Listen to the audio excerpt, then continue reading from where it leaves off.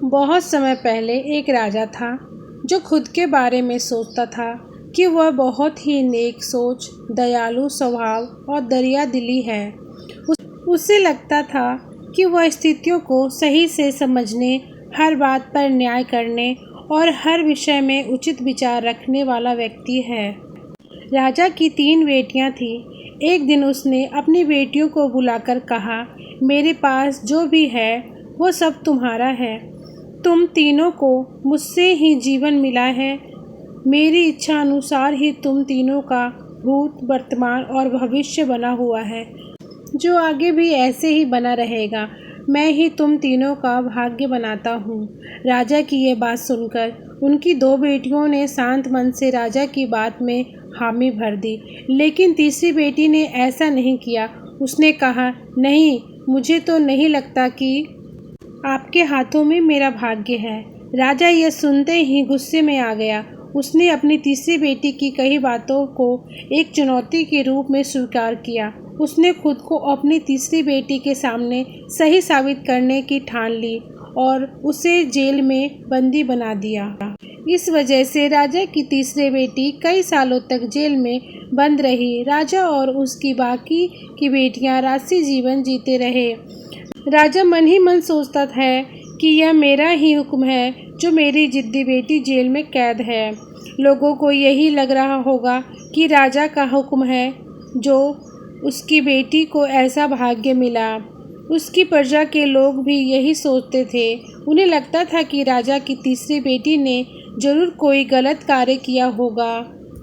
उसे जेल में कैद करके रखा गया है, वरना कोई भी पिता अपनी बेटी के साथ भला ऐसा क्यों करेगा। राजा कभी कभी जेल में कैद अपनी तीसरी बेटी से मिलने के लिए जाता था। उसकी बेटी बहुत कमज़ोर हो गई थी, लेकिन अभी भी उसके विचारों में कोई बदलाव नहीं आया था। मगर राजा अपनी कमज़ोर होती बेटी की हालत और नहीं देख पा रहा था।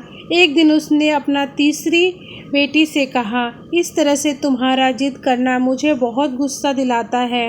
अगर तुम इसी तरह मेरी आंखों के सामने रही तो गुस्से में मैं ना जाने क्या कर बैठूंगा। मैं तुम्हें मौत की सज़ा भी दे सकता है, लेकिन मैं एक अच्छी दिल का हूँ, इसलिए मैंने सोचा कि तुम अब मेरे राज्य के पास के ही एक जंगल वाली ज़मीन पर जानवरों के साथ रहोगी।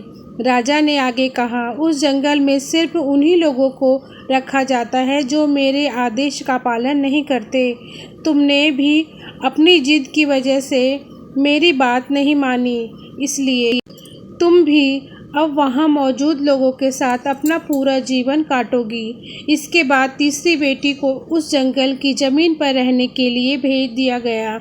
वहाँ वह फल और सब्जियाँ खाने और एक गुफा में रहने लगी। उसके पास पीने के लिए झरने का पानी और ठंड से बचने के लिए सिर्फ सूरज की धूप का ही सहारा था।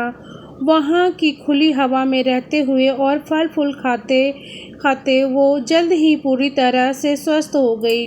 उसने वहाँ पर खेती करना भी शुरू कर दिया। गुफा को उसने घर की तरह सजा लिया था और खुशी खुशी वहीं रहती थी।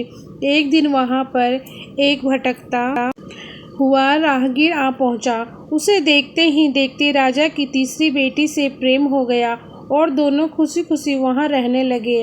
उस जंगल में उन दोनों के अलावा और भी कई लोग रहते थे, जिनकी मदद से उन्होंने उस जंगल को एक शहर के रूप में बदल दिया। कुछ ही सालों में राजा की तीसरी बेटी और वो राहगीर उस शहर के राजा रानी बन गए।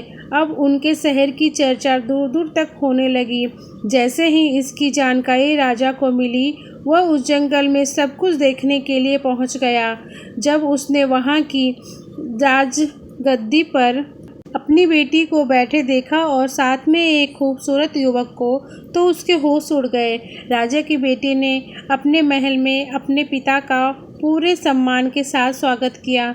उसने अपने पिता से उसके बुरे बर्ताव व फैसला के लिए कुछ भी नहीं कहा। जैसे ही राजा वहां बैठा तो उसे एक आवाज़ सुनाई देने लगी, जो कह रही थी कि हर इंसान स्वयं ही अपना भाग्य बनाता है, कोई अन्य इंसान किसी और का भाग्य नहीं बना सकता।